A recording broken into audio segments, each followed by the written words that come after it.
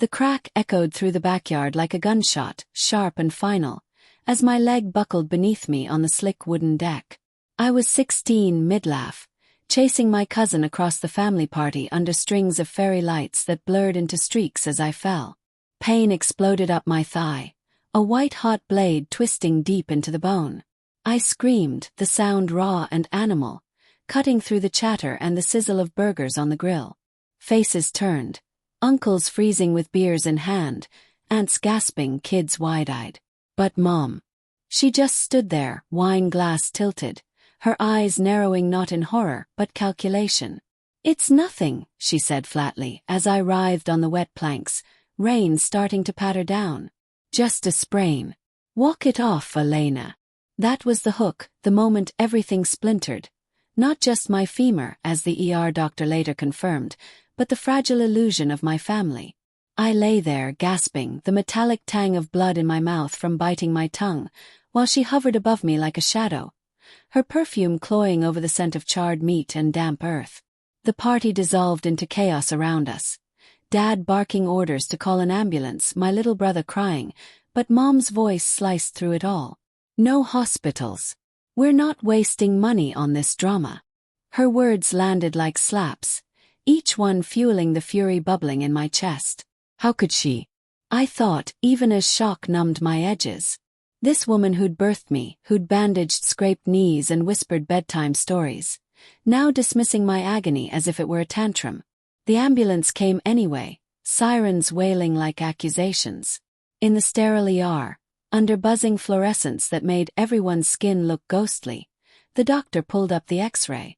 "Compound fracture," he said, pointing to the jagged line on the screen, the bone protruding like a betrayal. "She needs surgery immediately. Pins, possibly a plate. Without it, she could have permanent damage, limp, chronic pain." Dad nodded frantically, his hand squeezing mine, clammy with worry. But Mom crossed her arms, her lipstick-smeared mouth twisting. "No, absolutely not. She's fine. We'll do physical therapy at home." The room fell silent, the beeps of monitors amplifying the tension. I stared at her, heartbeat thundering in my ears, a mix of disbelief and rage igniting. "Why?"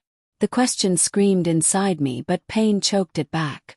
That night, discharged against medical advice with only a cast and painkillers, I hobbled into our dim living room, the house smelling of stale coffee and unspoken secrets. Dad argued with her in hushed tones from the kitchen, his voice cracking. "Carol, this is insane. She's our daughter." Mom's reply was ice. "You don't understand. We can't afford the risk." "Risk? What risk?" I lay on the couch, leg throbbing like a war drum, sweat beading on my forehead despite the autumn chill seeping through the windows. Humiliation burned hotter than the pain, being carried like an invalid, the pitying stares from relatives as we left the party. But beneath it, resentment festered, a dark seed taking root. She was hiding something. I knew it in my gut, the way her eyes darted away when the doctor mentioned insurance. Days blurred into weeks of isolation. Confined to my room, walls papered with faded posters of bands I'd outgrown, I replayed the accident obsessively. The deck had been slippery from earlier rain, but why had Mom insisted on the party anyway? Why refuse surgery when our insurance covered it? Doubt crept in like fog. Maybe I was overreacting. Maybe she was scared of hospitals, a holdover from her own mother's death under the knife. But no, her refusal felt deliberate, manipulative. I scrolled through my phone one-handed, the screen's glow harsh in the dim light, searching for answers. Refusing medical treatment for minors. Articles popped up about neglect, abuse. My heart raced. Was this it? Betrayal from the one person sworn to protect me. Guilt twisted in next, a knife in my ribs. She was my mom.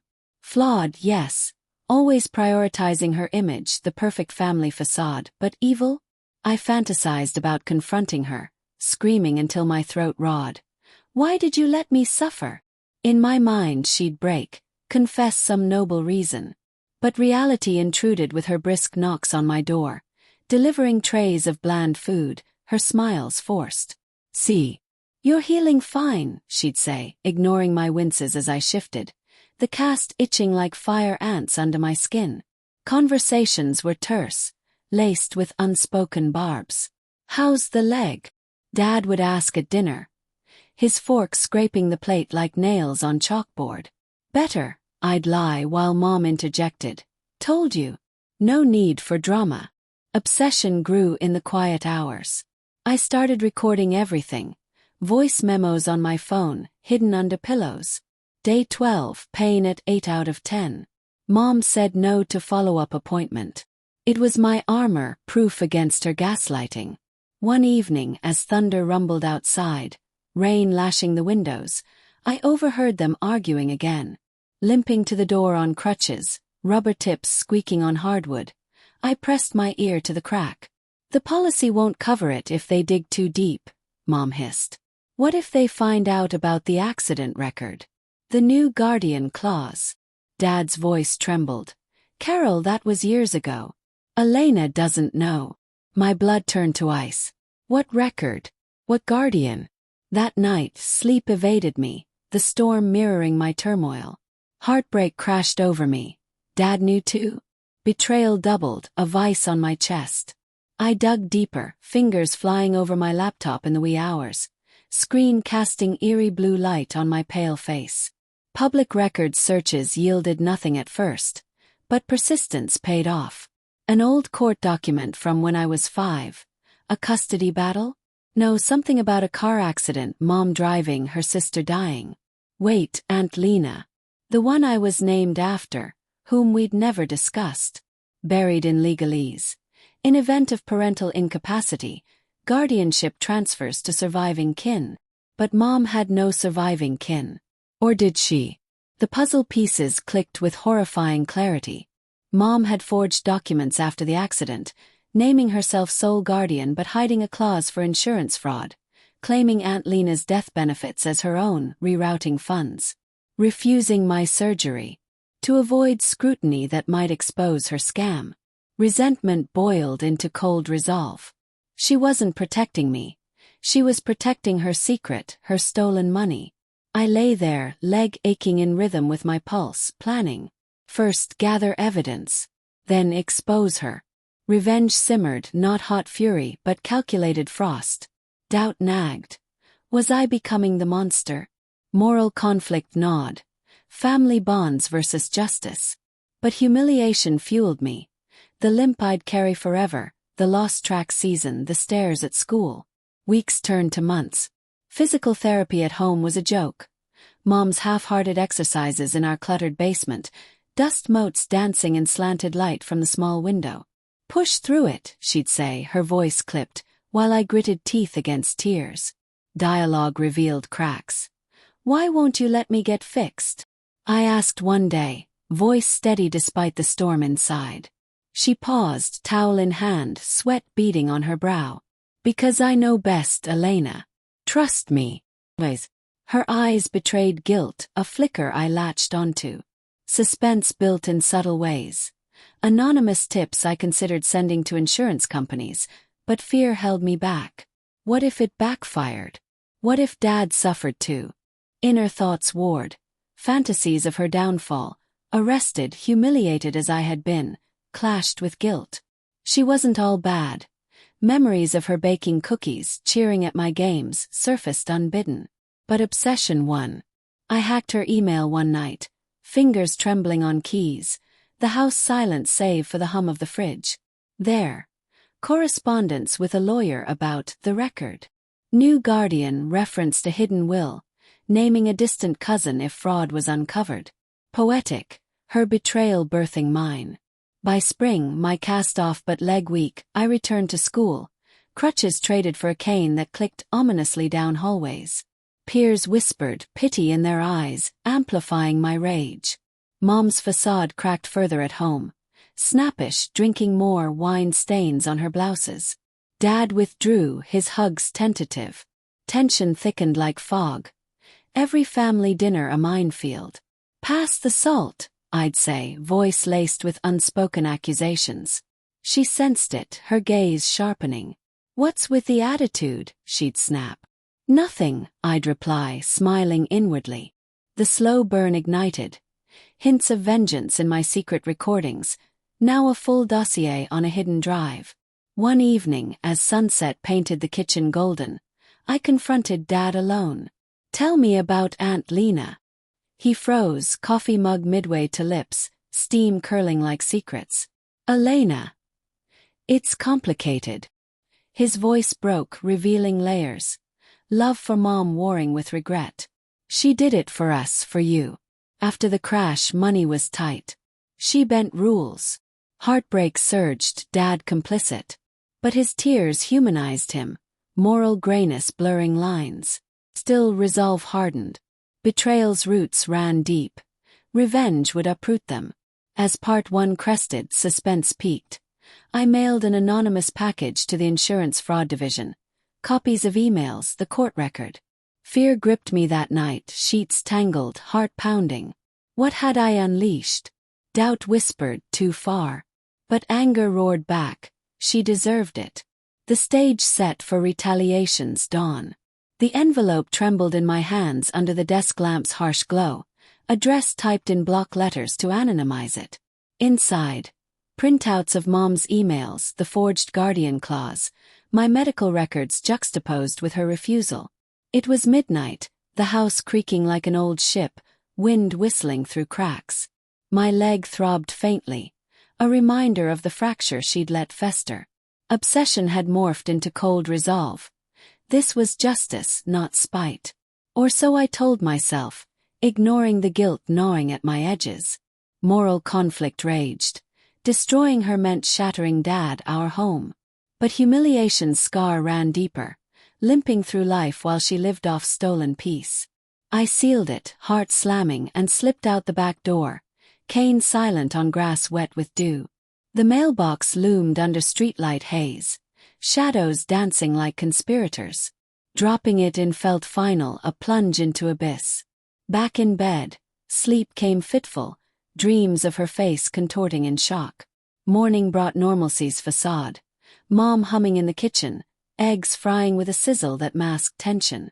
"Good morning," she said, plating food, her smile brittle. "Sleep well." I nodded, words sticking. Dialogue tiptoed around landmines. "Any plans today?" Dad asked, newspaper rustling. "Just school," I replied, eyes on her, searching for cracks. Days stretched, suspense coiling like a spring. I monitored news, refreshed email obsessively in class. Phone hidden under desk. Inner thoughts churned. What if they ignored it? What if she found out? Fear iced my veins, but resentment thawed it. Visions of her arrested, handcuffs clicking like my cane. Characters deepened. Mom's motivations unveiled in snippets.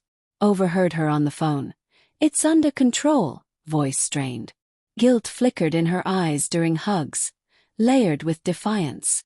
Dad sensed the shift, his questions probing. "Everything okay, kiddo?" I'd shrug, suppressing rage. A week later, the knock came. Sharp raps on the front door, echoing through our sunlit living room. Mom answered, her laughter dying as 2 suits flashed badges. "Mrs. Harper. Insurance Fraud Division. We need to talk." Time slowed, cinematic. Her face paling, hand gripping the doorknob white-knuckled. Dad emerged from his study, papers fluttering. I watched from the stairs, hidden in shadow, pulse thundering. "What's this about?" he demanded, voice quavering. The agent's tones were clinical. Allegations of document forgery related to a 2010 accident. Benefits misappropriation. Mom's denial was frantic. "This is a mistake. Who reported this?" They questioned her in the dining room, voices muffled through closed doors. Accusations, deflections. I eavesdropped, ear to wood, scents of polished oak and her fading perfume. "The guardian clause was fabricated," one said. "Transfers to a non-existent kin." Her voice cracked. "I did it for my family. After Lena died. We were drowning." Revelation hit. Not greed but desperation. Aunt Lena's crash. Mom at the wheel, sober but blamed. Survivor's guilt twisted her into fraud for our sake. layers peeled. Her refusal of my surgery. Fear of audits uncovering it all. Heartbreak surged, betrayal born of love's distortion. But fury lingered. As agents left with promises of investigation, Mom collapsed sobbing on the couch, Dad consoling her. "How could this happen?" she wailed. I descended, cane thumping like judgment. Our eyes met, hers wide with dawning horror. "Elena!" Suspense peaked. Would she suspect? Dialogue erupted, natural and raw. "You knew," I accused, voice steady. "About the fraud. You let me suffer to hide it." She recoiled, tears streaming. "I was protecting you. The money paid for your school, your future." Dad's face crumpled. "Elena, please." The confrontation unfolded like a storm, yells echoing off walls, revelations spilling. I recorded everything, I confessed, phone in hand. "The new Guardian record. It's over." Her rage flared. "You ungrateful," but guilt choked her. Moral grayness enveloped us. My revenge justified? Her betrayal stemmed from trauma, yet caused mine. Obsessions cost hit. Family fracturing before me. Pacing quickened. Subpoenas arrived days later, mail thudding on the mat. Mom's lawyer meetings drained her, dark circles under eyes, wine bottles multiplying. Tension thickened. Dinners silent, cutlery clinking like accusations. I doubted, had I gone too far? Fantasies of reconciliation clashed with resolve. But subtle hints built. Anonymous calls to her, my voice disguised, whispering clues. "The record's out." Her paranoia grew. Locks changed, glances over shoulder. Climax brewed one rainy night. Thunder rumbling as I confronted her alone in the kitchen. Lightning flashing across her haggard face. "Why, Aunt Lena?" I demanded. She broke. "I caused the crash. Brakes failed, I should have checked. The insurance. It was survival." Tears mixed with rain on windows. Emotional payoff. Forgiveness tempted, but resentment won. "You chose secrets over me." Her plea. "Don't testify against me." The trial loomed. Courthouse a looming stone edifice under gray skies. I took the stand, wood smooth under sweating palms. Judge's gavel echoing. Testimony spilled. Accident, refusal, discoveries. Mom's eyes bored into me, mix of love and betrayal. Suspense crested. Would guilt sway me? But cold resolve held. I exposed it all. Twist detonated in closing. Evidence revealed Dad's involvement, signing off on forgeries. He confessed, taking partial blame to shield her. Poetic justice. Mom got probation, community service, humiliated as I'd been. But unexpected consequences.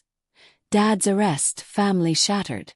I stood outside court, rain soaking me, leg aching in the chill. Revenge's taste. Bitterash. Obsession's end brought hollow victory.